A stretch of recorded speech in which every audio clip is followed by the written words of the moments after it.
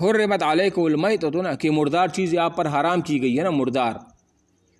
ہاں تو یہاں حرمت حرام کی گئی ہے، تو یہ حرام کی گئی ہے حرمت کا لفظ کا معنی نہیں ہے. اس کا معنی کیا ہے؟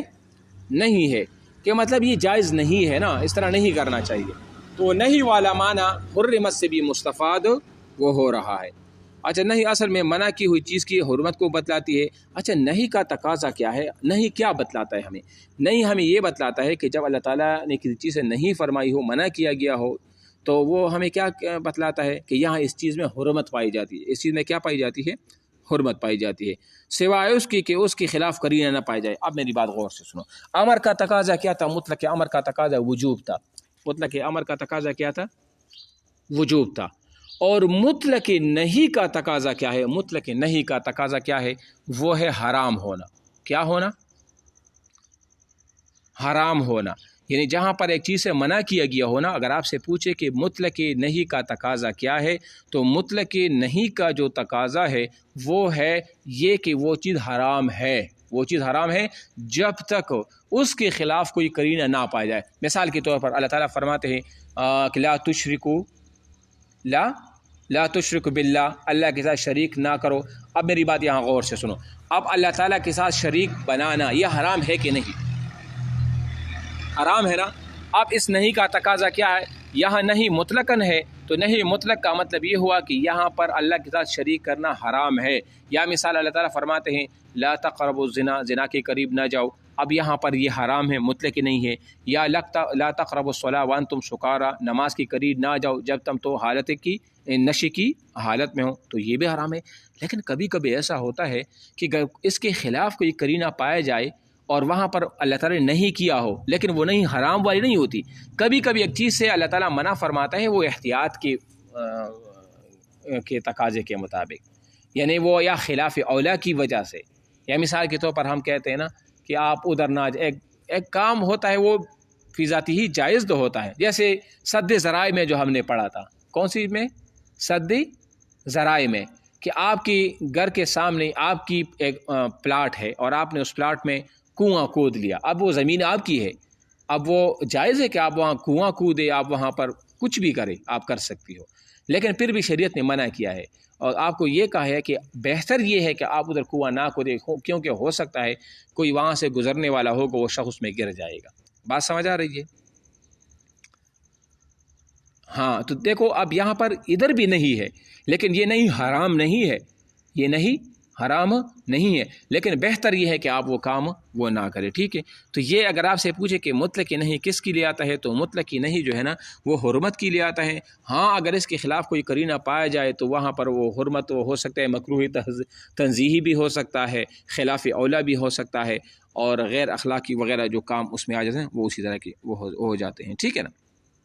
اچھا جی، منہی عنہ پر نہیں کا اثر، یعنی جس چیز سے اللہ تعالیٰ نے انسان کو منع کیا ہے اس نہیں کا اثر کیا ہوگا، اس کا ایفیکٹ کیا پڑے گا. مثال کے طور پر اللہ تعالیٰ نے ہمیں ایک چیز سے منع کیا ہے کہ آپ مردار نہ کھاؤ، آپ مردار نہ کھاؤ. یا مثال آپ شراب نہ پیو. اب جو اللہ تعالیٰ نے ہمیں منع کیا ہے، جس چیز سے منع کیا ہے اس پر کیا اثر پڑے گا، یہ وہ بات بتا رہے ہیں. بات سمجھ آ رہی ہے نا. اب اس کا مطلب یہ ہے اس لحاظ سے نہیں کی 3 قسمیں ہیں. نہیں کی کتنی قسمیں ہیں؟ 3 قسمیں ہیں. اول یہ کہ کسی فعل سے بذات خود منع کیا گیا ہو، جیسے محرم سے نکاح، مردار کی بیغہ. ایسے ممنوع افعال اگر کر بھی لی جائے تو ان سے متعلق حکم شرعی مرتب نہ ہوگا. کیا مطلب ہے؟ یعنی کچھ چیزیں ایسی ہوتی جو ان کی ذات کے اندر وہ قباحت و وہ حرمت پائی جاتی ہے. مثال کے طور پر اس کی مثال، بہترین مثال یہ ہے کہ محرم سے نکاح کرنا. اگر کسی نے بانجی سے نکاح کیا، کسی نے جس کے پھوپھی سے، یا مثال کسی نے خالہ سے وغیرہ، نکاح تو نہیں ہوتا لیکن اس سے انہوں نے نکاح کر لیا، اس کو نکاح کا نام دے دیا، تو بھلے وہ نکاح سارے گواہ بھی بٹھائے، سارا کچھ بھی ہو جائے، لیکن اس کے بعد اس کا جو اثر ہوگا وہ ثابت نہیں ہوگا. وہ کیا ہوگا؟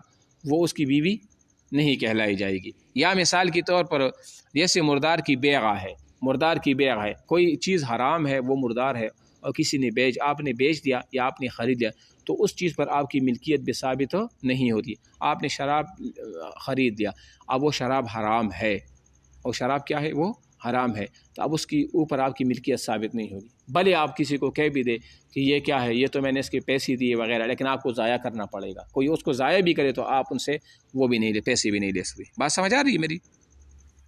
اچھا جی، ایسے ممنوع افعال اگر کر لی جائے تو ان پر ان سے متعلق حکم شرعی مرتب نہ ہوگا، چنانچہ نکاح محرم کی صورت میں نسب ثابت نہ ہوگا.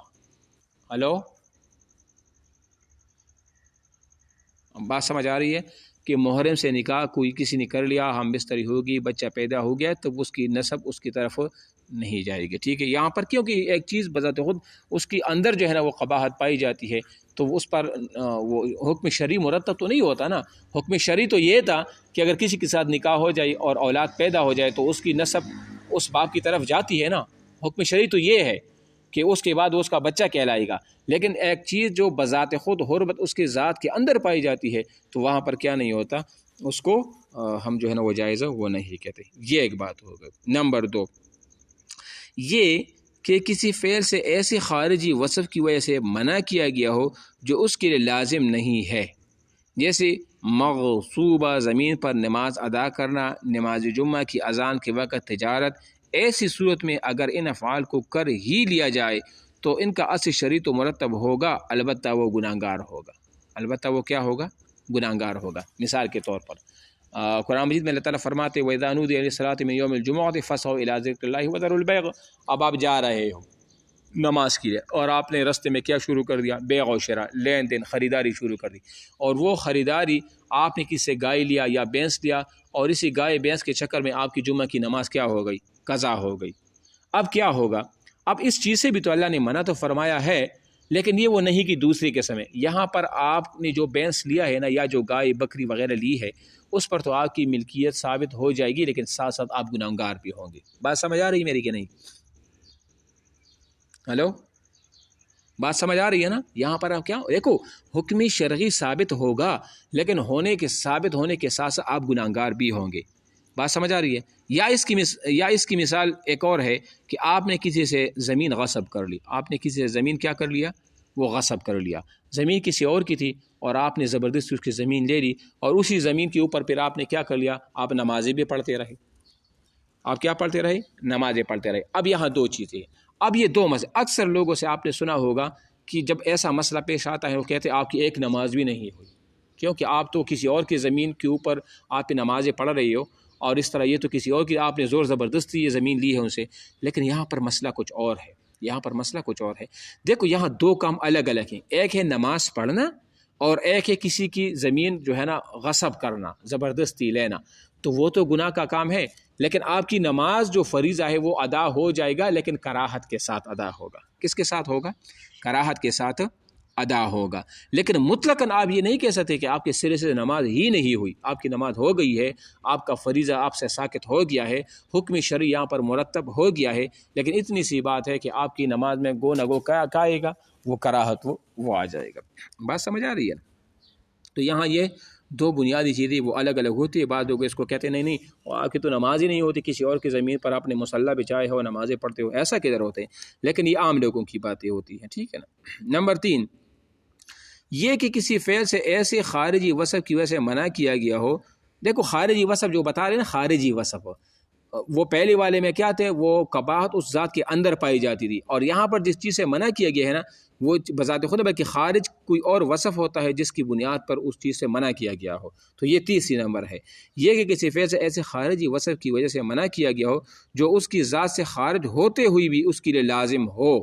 اس کے لیے، اب دیکھو، جو خارج چیز جس کی وجہ سے اس چیز سے منع کیا گیا ہو، لیکن اس خارج چیز کے ہوتے ہوئی بھی وہ اس چیز کے لیے کیا ہو؟ وہ لازم ہو. کیسے؟ جیسے عید الفطر کے دن روزہ یا شرط فاسد کے ساتھ بیع جمہور کی نزدیک ایسی صورت میں ممنوع افعال کے ارتکاب کی صورت میں اس سے متعلق شرعی احکام مرتب نہ ہوں گے.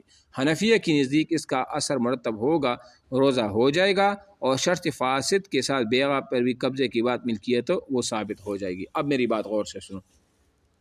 اب جو شرط فاسد ہے، بیع کی جو بنیادی ارکان کیا ہے؟ وہ ایجاب اور قبول ہے. وہ کیا ہے؟ ایجاب اور قبول ہے.